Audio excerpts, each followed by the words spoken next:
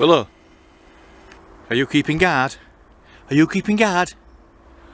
Or are you keeping guard, Dave? Eh? Are you gonna bark? Good boy. Anyway, so as you know, it's done no but absolutely bounced down for the last fucking 2 months, whatever. Can't do out. So I will be doing this. I'm building a Gothic arch. There, that's me arch there, look. So there will be videos of that coming soon.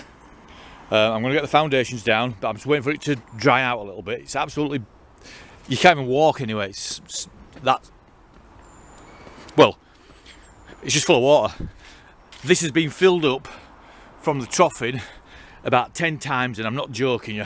Because to empty it, all I do is I put that pipe down there, and then it goes right down there towards my canopy, right down at the back of the house, down the drain, and I can't even finish my canopy because it's too bloody thing, too wet. So I've had this 125 stuck in garden for about 12 months, and I'm like, right, I need some money.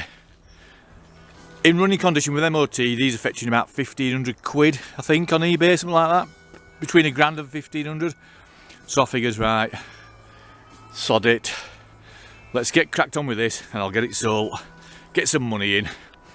It'll get rid of the bike, and it'll fund some other projects, because I have got a project in mind. I'm just writing it down on paper now. I'm writing the spec up. It's based on a Thunder Ace. As you know, I've got loads of Thunder Aces. So what it's going to do, it's going to have upside down forks, a single sided swinging arm, it's going to have a 1070 kit in it, it's going to have it's actually going to have a 1070 big bore race engine that I'm going to do. It's going to have a custom designed 4x2x1 exhaust system that I'm going to design myself and fabricate myself. I'll get my mate at King Cross to weld it up, Dave.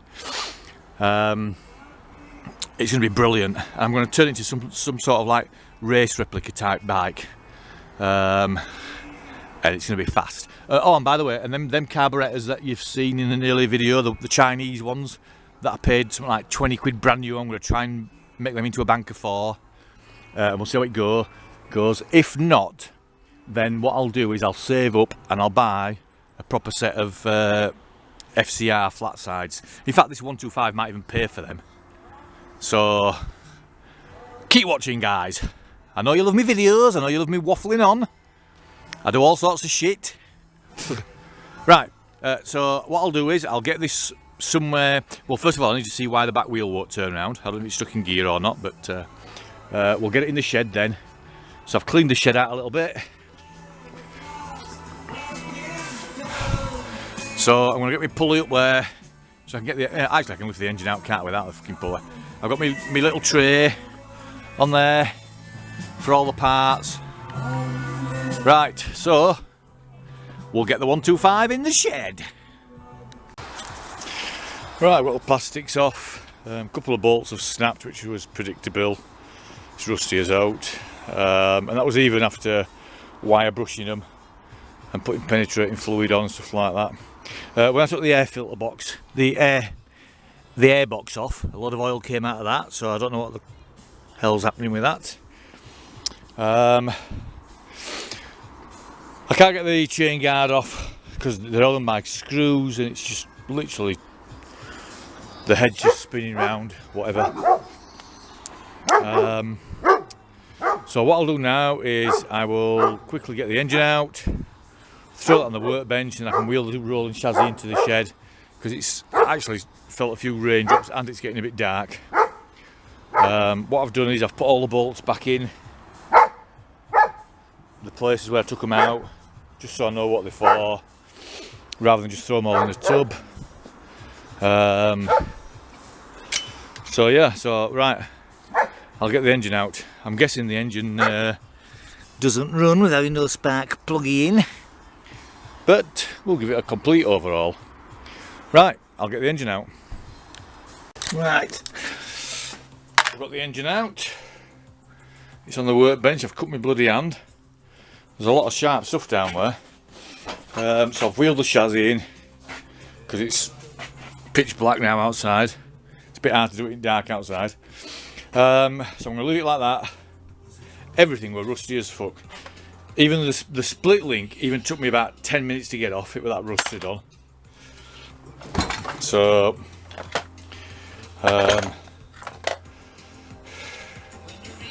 really bad, but anyway, we got it there. So I'm going to start putting shit in this box.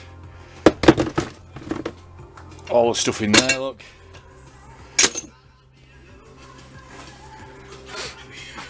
I'll put these back through the engine mounting bolts. These are engine mounting bolts, so I'll put them back through there. I'm going to call it a do. So yeah, Yamaha YBR125. Oh, look at that! I got stabbed. I think I got stabbed by that, to be honest with you. Anyway, so yeah, right. Just a quick update on the seized engine as well. So I sent the crankcases away to get blasted, and I sent them by Evil, whatever you call it. That was about a week and a half ago, and it still hasn't arrived. Apparently, according to the courier, stuff was leaking out of it, which is a load of bullshit, because as you saw in my last video, I washed them in the sink, and I even had the crankcases in the bloody oven to dry off. So I assured them there was no fluid running out of my crankcases, so they're now sorting it, apparently. Right, so that's it. YBR125. We'll get cracked on. I don't know what all these bloody sensors are for. Look, there's loads of them. Get tons of them all over, look. Anyway, 3 sensors on carburetor. Well, 1 on intake and 2 on carburetor. What's that about? Right, anyway. Bye.